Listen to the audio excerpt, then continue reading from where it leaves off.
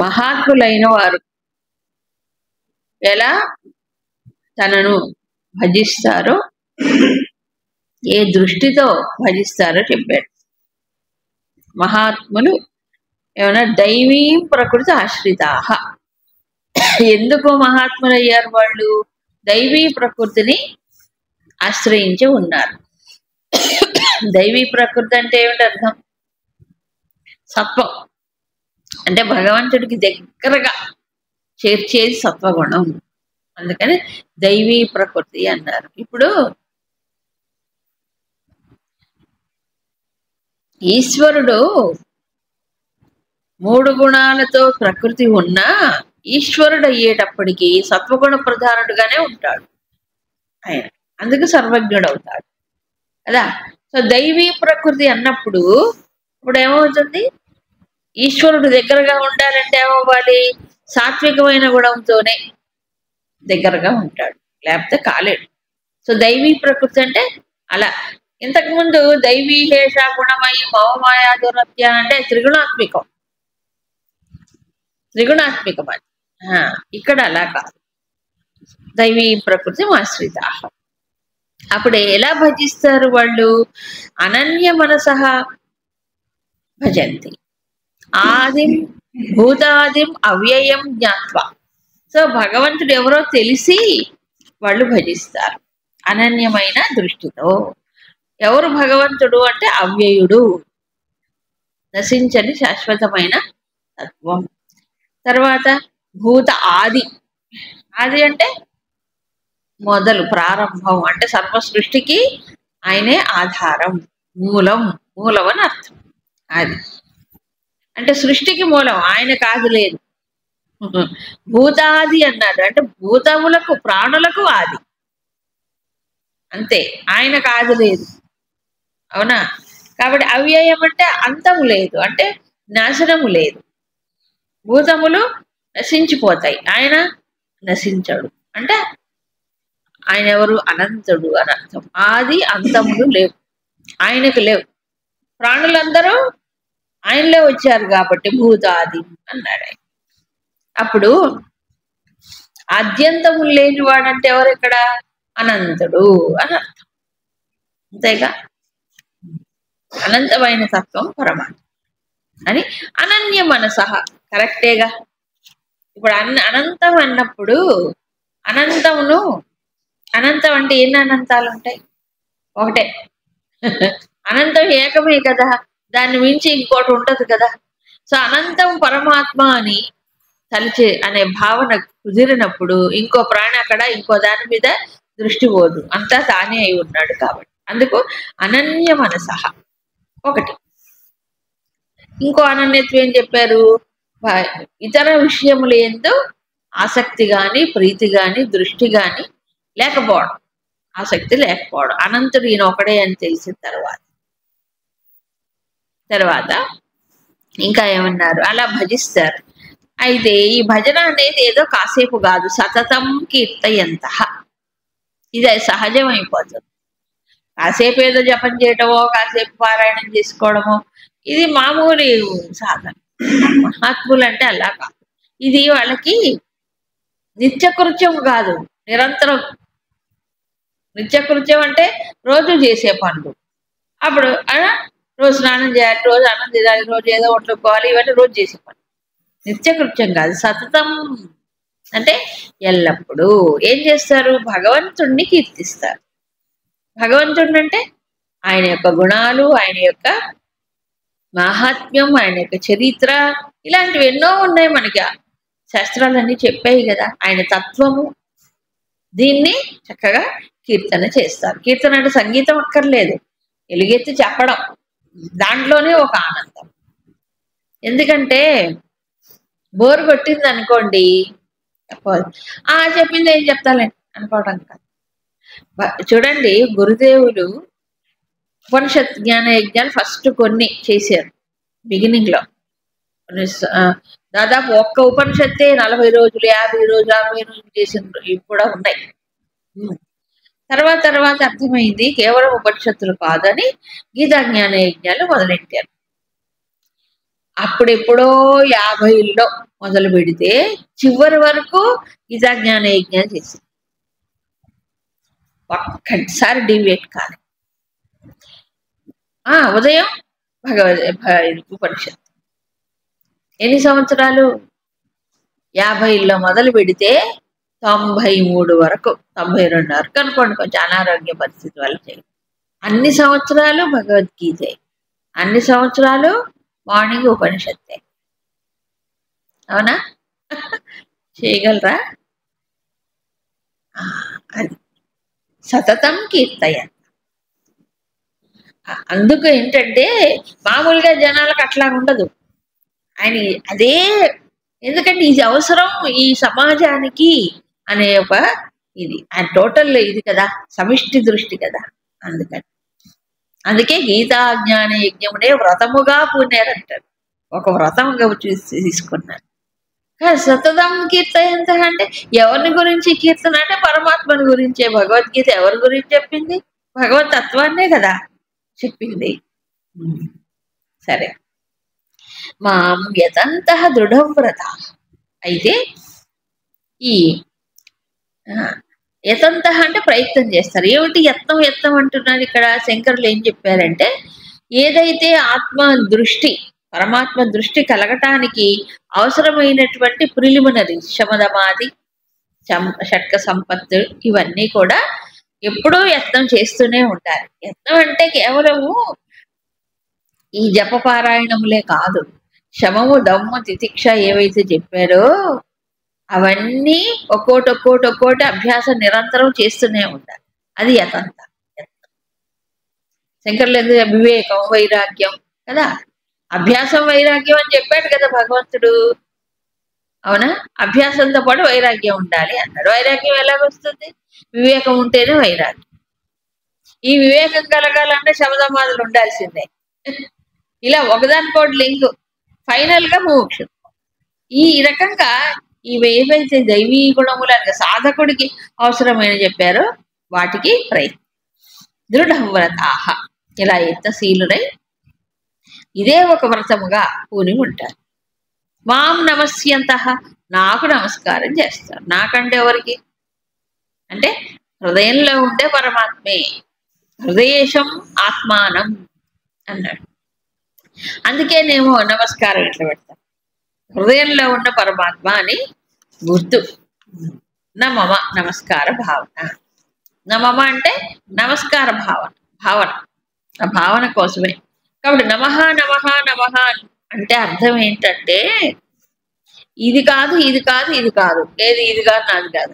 మరి నేను ఎవరప్పుడు ఇది కాకపోతే? ఆ పరమాత్మ. ఇది తోసిపుచ్చితే కదా పట్టుకునేది.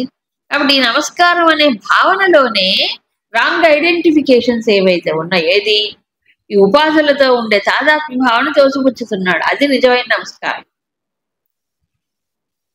కదా. నిజమైన నమ్మమ అంటే నాది ఏం నాది కాదు, ఇది నేను పట్టుకున్నాను కదా నాది నాది అనుకుంటూ దీన్ని తోసిపుచ్చడం నమస్కారం. అప్పుడు సోహం అహం, అది నేను పరమాత్మ భిన్నముగా ఆయన ఇక్కడే ఉన్నాడు అనేది వస్తుంది. ఈ ప్రకారంగా ఈ దృష్టి కలిగి ఉండటమే అక్కడ దృఢం వ్రతం. తర్వాత నిత్యయుక్త ఉపాసతే, నిత్యయుక్తుడై, ఇక చెప్పనే అక్కర్లేదు, నిత్యయుక్తత్వమే. ఎందుకంటే ఈ దృష్టి దీనికోసం ప్రయత్నం చేసినప్పుడు ఇంద్రియాలు, మనస్సు, బుద్ధి ఇవన్నీ ఎడిపోతాయి, ఇంకా పారిపోవు. సో ఈ రకంగా తనలో ఉండే దివ్యత్వాన్ని మేలుకొల్పడానికి నిరంతరము ప్రయత్నం చేస్తూ ఉంటారు. మరికొంతమంది జ్ఞానయజ్ఞేన చాప్యన్యే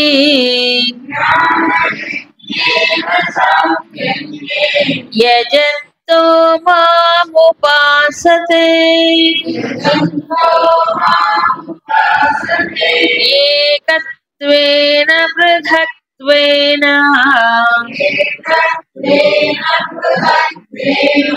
బహుధా విశ్వతో ముఖం.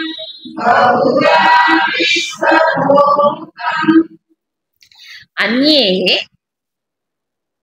జ్ఞానయజ్ఞేన యజంతః ఏకత్వేన మాముపాసతే.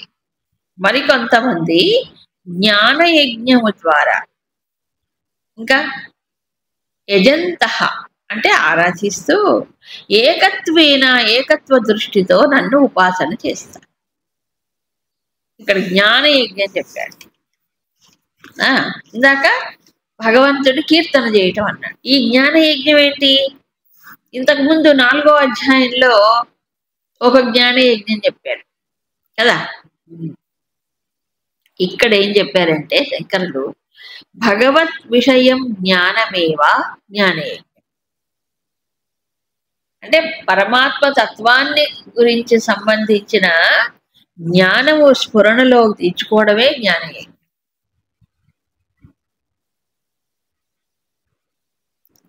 పరమాత్మ ఎవరు, పరమాత్మ స్వరూపం ఏమిటి కదా, అది మాటి మాటికి జ్ఞాపకం స్ఫురణలోకి రావడం ఆ విషయం, ఇది జ్ఞానయజ్ఞం. తర్వాత యజంత అంటే ఆరాధన ఎలా చేస్తారు? తత్జ్ఞానం తచ్చ ఏకత్వేన అంటే పరమాత్మ అనేవాడు ఏకమేవ పరం బ్రహ్మ ఇది పరమార్థ దర్శనేన యజంత. ఎలా ఆ పరమాత్మను ఆరాధిస్తారు అంటే పరమార్థ దర్శనం అంటే ఏంటి? పరమాత్మ ఒకడే అనేటువంటి దృష్టి. సో పరమాత్మ యొక్క స్వరూపాన్ని తలుచుకొని ఆయన ఏకమే అనేకము కాదు, ఇదంతా ఆయనే అనేటువంటి దృష్టితో దర్శనం అంటే పరమార్థ దర్శనం అంటే ఏంటి? దృష్టిలో బుద్ధితో ఇది భావించటం, ఈ దృష్టి కలిగి ఉండటమే పెద్ద ఆరాధన, అసలైన ఆరాధన. అసలైన ఆరాధన ఆయన్ని పూర్తిగా ఆరాధించటం అంటే ఇదే. ఇవన్నీ ఏంటి? ఇవన్నీ చేతకానప్పుడు. ఏ చేతకానప్పుడు? ఈ జ్ఞానముతో పరమాత్మ ఏకమే, పరమాత్మయే అంత జగత్తులో ఉన్నాడని స్ఫురణ అది లేనప్పుడు రానంతసేపు కనీసం ఒక్కచోటైనా ఒక విగ్రహం ఏదో పెట్టుకొని జ్ఞాపకం తెచ్చు పరమాత్మ, లేదా జ్ఞాపకం రాడుగా. అందుకని ఇవన్నీ పెట్టారు. కానీ అసలు జ్ఞానయజ్ఞం ఇది.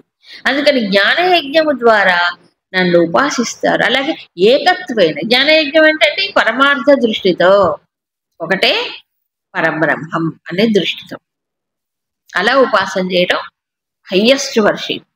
అంతకంటే గొప్ప ఇదేమీ లేదు. దీన్నే భావనోపనిషత్తులో ఒకటి చెప్తారు, జ్ఞాతృజ్ఞాన జ్ఞేయాభేదం దర్శనం శ్రీచక్ర పూజనం అంటారు. ఇది దాదాపు పదాలు వేరు. జ్ఞాతృ జ్ఞాన జ్ఞేయ అభేద భావన అంటే జ్ఞాత నేను ఒకడిని, జ్ఞేయం ఏదో ప్రపంచ విషయాలు, జ్ఞేయం తెలియబడే వస్తువులు, అవునా, జ్ఞానం దానివల్ల నేను పొందే జ్ఞానం. ఈ మూడు లేకుండా మూడు ఒకటే ఎట్లా అవుతాయి? మూడిట్లో ఉన్నది ఒకటే, ఎవరు? పరమాత్మ ఏకమే. ఈ అభేద భావన ఏదైతే ఉందో అది శ్రీచక్ర పూజ అంటాడు. వామ్మో ఈ 4-5 గంటలు చేసేదేంటి? అది యంత్ర పూజ, కానీ అసలైన శ్రీచక్ర పూజ అది. కాబట్టి శాక్తేయము కూడా అద్వైతమే చెప్తుంది, సందేహం లేదు. ఎందుకంటే అన్ని ఉపనిషత్తులే కదా. ఉపనిషత్తులు ఏం చెప్తాయి పరమాత్మ గురించి కాకుండా? అవునా?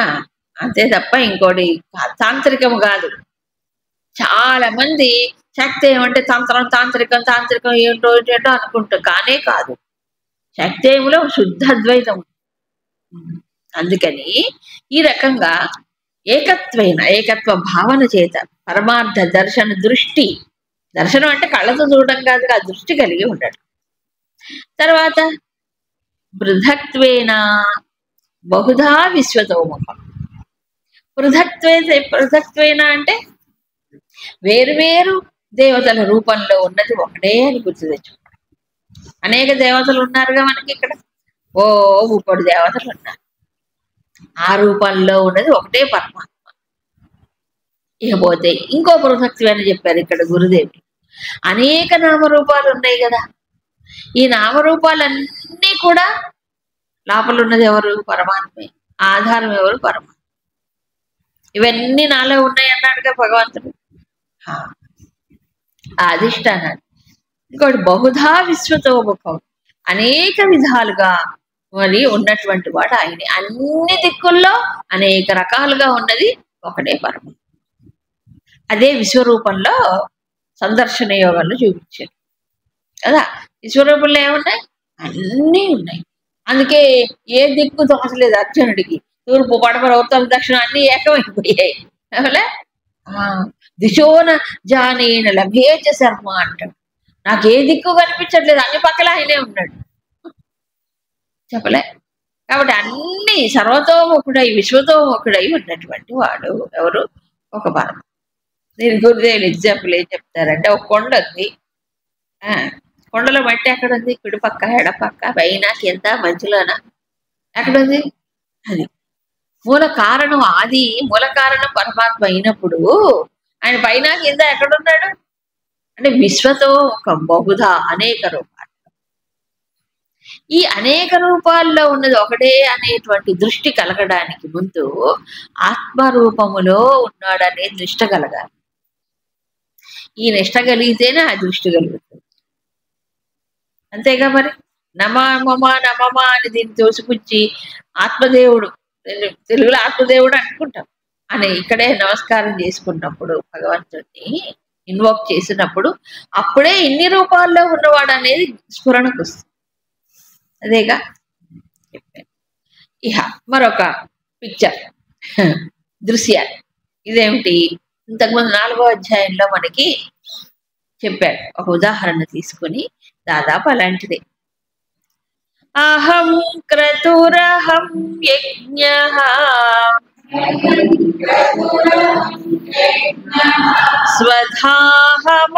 స్వధాహమహమౌషధం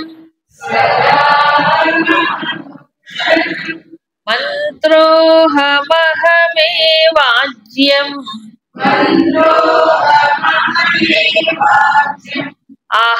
అహమగ్నిరహం హుతం.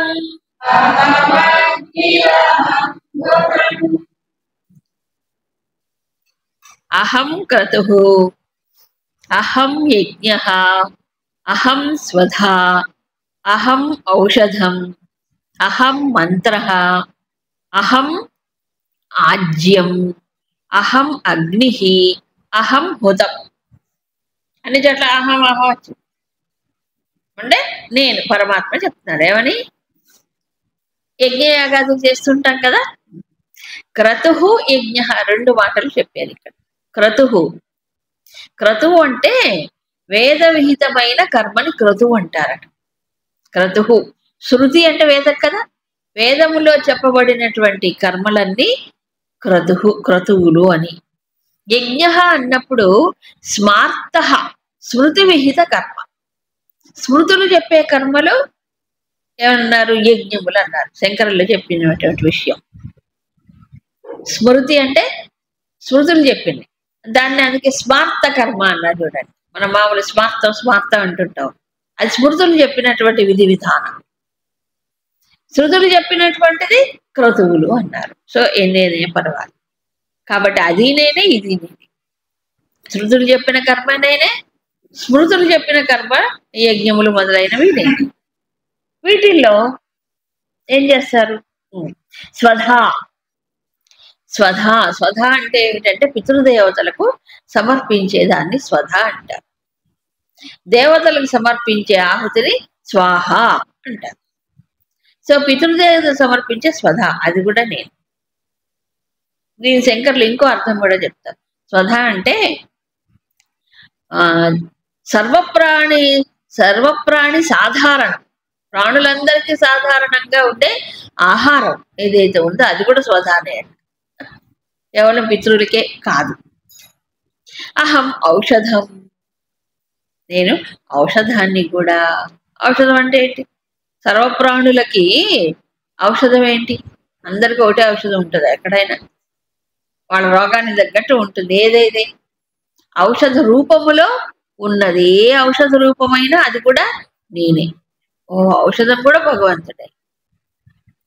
సో అన్నం కూడా, సర్వప్రాణులకు ఆహారం కూడా భగవంతుడు, ఔషధము తానే. మంత్రం, ఇంకా ఔషధులు అంటే మన యజ్ఞయాగాదుల్లో సమర్పించే వాటిని కూడా ఔషధులు అంటారు కొన్ని పదార్థాలు. మంత్ర ఉచ్చరిస్తారు కదా మంత్రాలు యజ్ఞాయాగాలు చేసేటప్పుడు, ఆ మంత్రం కూడా నేనే. ఆజ్యం ఆహుతులు సమర్పించి నెయ్యి, ఆ ఆహుతి ఆజ్యం కూడా నేనే. హుతం సమర్పించబడటం అనేది కూడా ఒక కర్మ ఉంది కదా, హుతం అంటే సమర్పించబడినది, అది కూడా నేనే. ఎక్కడ? అగ్నిలో. అహం అగ్ని, అగ్ని కూడా నేను.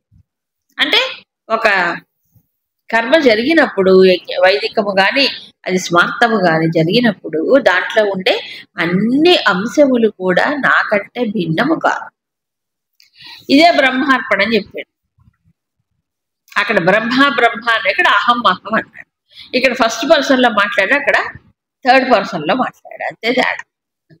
దాదాపు అంతే, అవునా కదా? అహం నేను, నేను అగ్ని నేనే, దాంట్లో సమర్పించేటువంటి ఆహుతి నేనే, దానికి ఉచ్చరించే మంత్రము నేనే, అంతే కదా?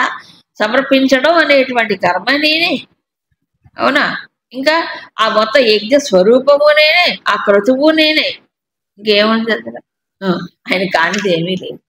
ఎందుకని నేను నేను నేను అంటున్నాడు? అంతా నేనే ఒకసారి చెప్పాడు, మన బుర్రకి ఎక్కదు కదా. ఒకసారి చెప్పాడు, మనకి ఎక్కదు కాబట్టి మళ్ళీ ఇంకా ఇంకా వివరిస్తాడు. ఒక యజ్ఞాన్ని తీసుకొని మూలంగా వివరిస్తాడు. ఇప్పుడు యజ్ఞంలో సర్వము తానైనప్పుడు ఇక మానవుడు చేసేటువంటివన్నీ కూడా ఏమవుతాయి? అలాంటప్పుడు ఇంద్రియముల్లో ఉన్న వెలుగు చైతన్యము నేనే, అంతే కదా? మనసు వెనక ఉంటే వెలుగు నేనే, బుద్ధి వెనక ఇదే నేనే అని చెప్పాలి అట్లాంటప్పుడు. అందుకే కర్మ సన్యాస యోగి ఏం చేస్తాడు? ఇవన్నీ జరుగుతున్నప్పుడు కూడా ఏమవుతుంది? దానికి వేరుగా ఉంటుంది. అన్నట్లే వాళ్ళు చూస్తున్నది దాని పని అది చూస్తుంది, కానీ లోపల ఉండే వెలుగు వేరు, అవునా? ఇక అదే విచిత్రం. ఎంత కర్మకాండ జరిగింది అనుకోండి, కర్మకాండలు వివిధ అంశములు ఉంటాయి. అసలు కర్మకాండగా చూస్తే చాలా డిస్టర్బెన్స్, అన్ని కరెక్ట్గా లేకపోతే అది ఫలించదు. దీనికి చాలా వార్నింగ్ ఇచ్చారు ముండకోపనిషత్తులో. ఆ మంత్రం సరిగ్గా ఉచ్చరించకపోయినా ఇది కాదు, ఆహుతి సరిగ్గా వేయకపోయినా ఇది కాదు, ఆ ద్రవ్య శుద్ధి లేకపోయినా ఫలించదు, ఎన్నెన్నో కండిషన్స్ ఉన్నాయి, ఇంత డిస్టర్బెన్స్, అవునా కాదా? ఆ చేసేవాడు సరిగ్గా ఏకాగ్రతతో సమర్పించకపోయినా దేవతలకు పోదు, అన్నీ ఉన్నాయి. ఇక్కడైతే స్ట్రెయినే లేదు. స్ట్రెయిన్ లేదు అంటే ఏంటి? అలసట లేదు, కానీ ఈ దృష్టి కలగటానికి చాలా ప్రయత్నం చేయాలి. ఎప్పుడైనా అందుకే పెద్దలు చెప్తారు, ఏక నిరంజన్ దో గడిబిడ, అవునా? ఒకటి ఉంటే నిరంజనం నిరామయ ఏం గొడవే లేదు, రెండుంటే ఏమవుద్ది? గడబిడే. అనేకం ఉంటే ఇంకా అలరి, సంసారం అనేకం. ఇప్పుడు అనేకంలో ఏకత్వాన్ని ఇక్కడ ఈ ఉదాహరణ ద్వారా చూపిస్తున్నారు. అప్పుడు సాధకుడు ఒకవేళ యజ్ఞం చేసినా క్రతువు అన్నీ భగవంతుడే, అన్నీ ఈ ఆహుతి భగవంతుడే, ఈ భావనలో అది యజ్ఞం అంతా సఫలమైనట్టు. అసలు కర్మకాండ చేయలేడు ఈ దృష్టి ఉన్నవాడు కర్మకాండ చేయలేడు. ఇదే ఒక యజ్ఞం, అవునా? ఈ ఉదాహరణ తీసుకొని చెప్తున్నాడు ఇక్కడ భగవంతుడు, అంతే. నిజానికి తానే ఎన్ని రూపంలో ఉన్నవాడు. సో అందుకే యజ్ఞో వై విష్ణు అన్నాడు, యజ్ఞమే విష్ణువు అన్నాడు, చెప్పలే? అన్నాదం, అన్నము తానే, అందులో కూడా చెప్పాడు అన్నం తానే, ఈ రకంగా. సో యజ్ఞ స్వరూపుడు భగవంతుడు. యజ్ఞం అంటే ఇక్కడ సమర్పణ చేయటం. ఎందుకంటే సమర్పణ చేసేటప్పుడు ఈ చేసేవాడికి ఒక అహంకారం రాకుండా, అవునా కాదా? కర్మకాండలో ఏమవుతుంది? కర్మఫలం మీద దృష్టి ఉంటుంది, లేదా నేను యజ్ఞం చేస్తున్నానన్న భావన ఉంటుంది. కాబట్టి కర్మకాండ చేసినప్పుడైనా ఇదంతా పరమాత్మయే ఇన్ని రూపాల్లో ఉన్నాడు, ఏకత్వ దృష్టి కోసం ఇదంతా సూచనలు చెప్పారు. ఇంతటితో తృప్తి కలగదు, ఎందుకంటే ఎప్పుడూ కర్మకాండలు చేయలేరు, కర్మకాండ గురించిన అవగాహన పూర్తిగా ఉండకపోవచ్చు కూడా. ఇప్పుడు ఈ కాలంలో వాడకూడదు. అందుకని ఇంకొంచెం ఓ మెట్టు దిగొచ్చి సామాన్య మానవుడికి ఈ ప్రపంచంలో ఏదో ఒక ఆధారమో ఆలంబనో ఏదో ఒకటి లేకపోతే బతకలేడు. నే నాకెవరు లేరండి, నేను చాలా ఒంటరి అని అనుకుంటారు. అది ఎంత బాధ, ఒంటరితనం మనిషికి ఎంత బాధ కలిగిస్తుందో. అవునా? 99%. విచిత్రం ఏంటంటే అందరూ చుట్టూ ఉన్న ఒంటరితనంగా ఉంటారు, ఒంటరిగా ఫీల్ అవుతారు కొంతమంది.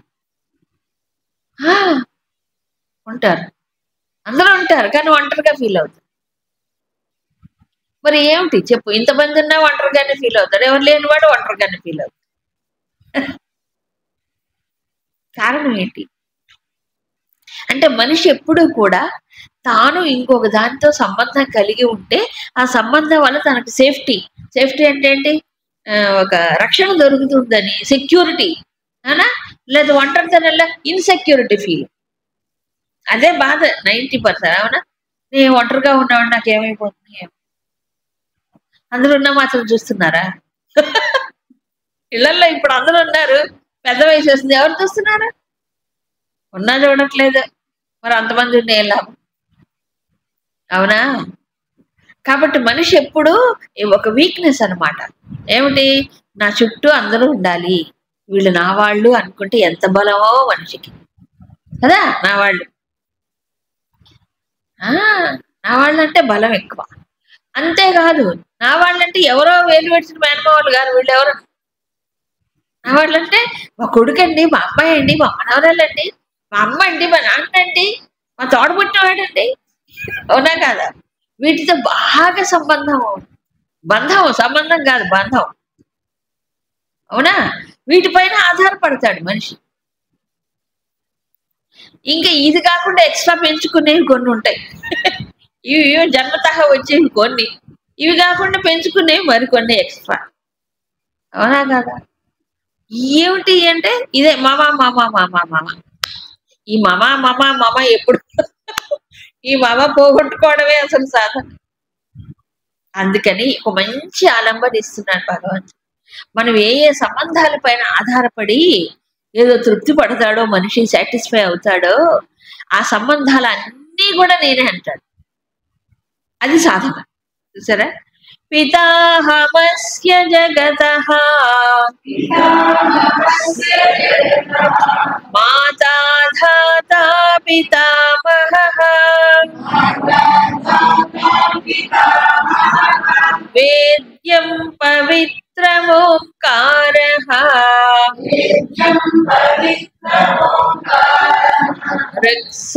ఋక్సామయజురేవ చ.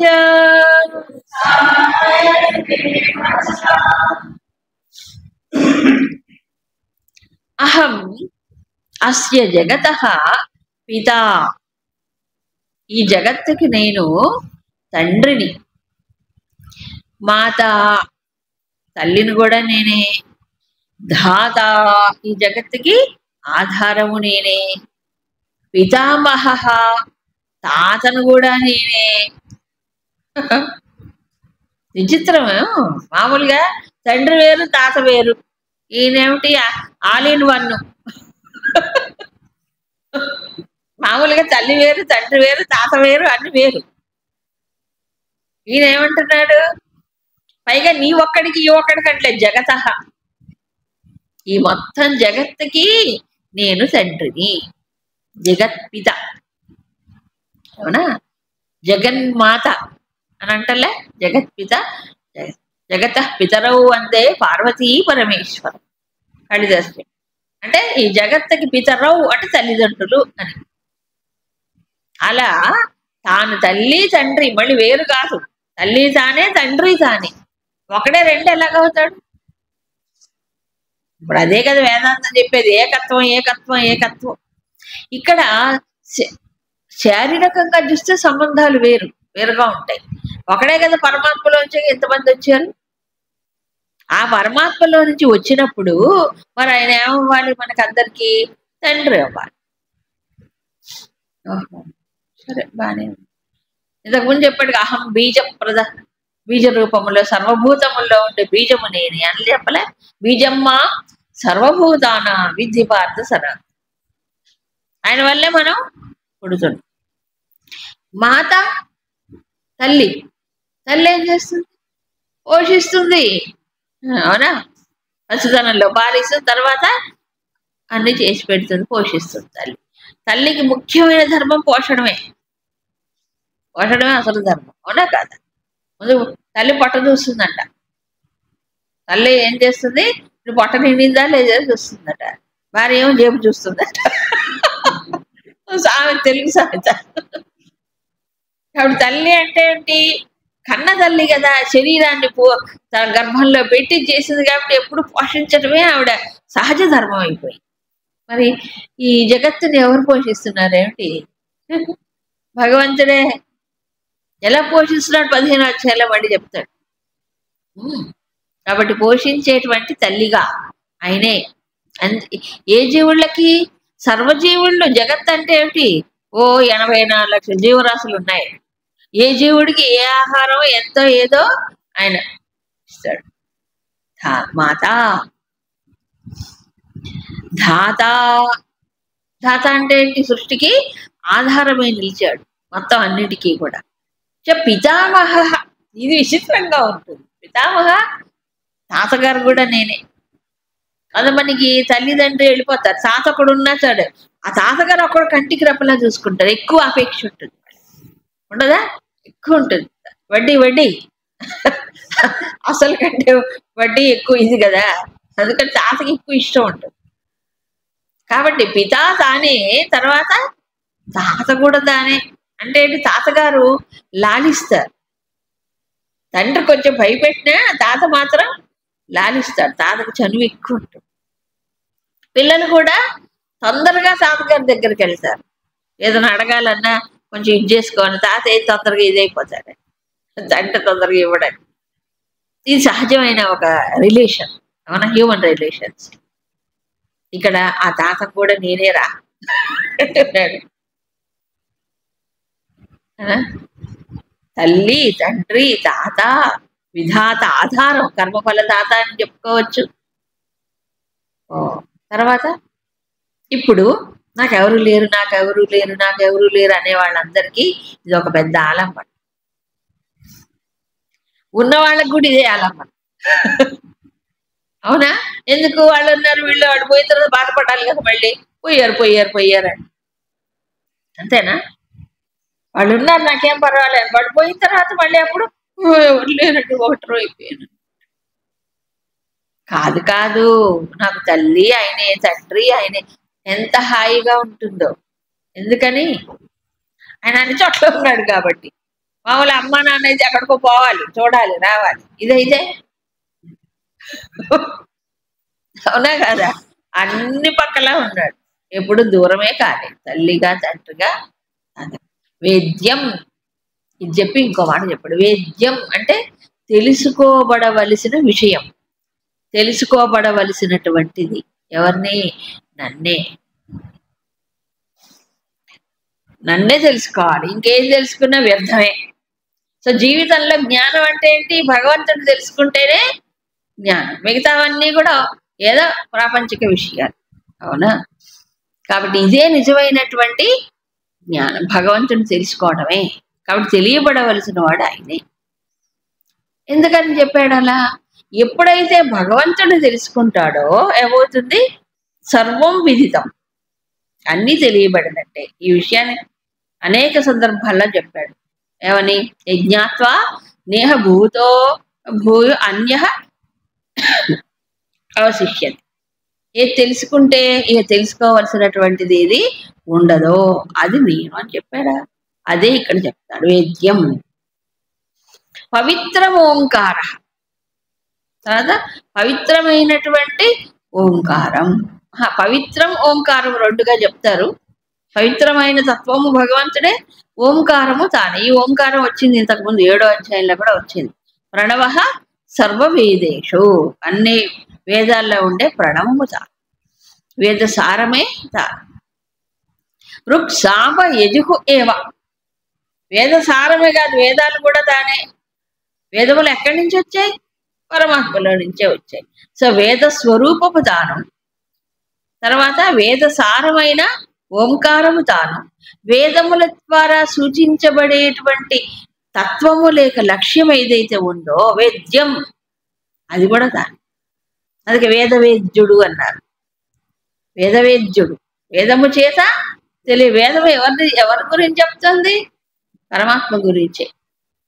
వేద వేద్యే పరే పుంసి జాతే దశరథాత్మజే.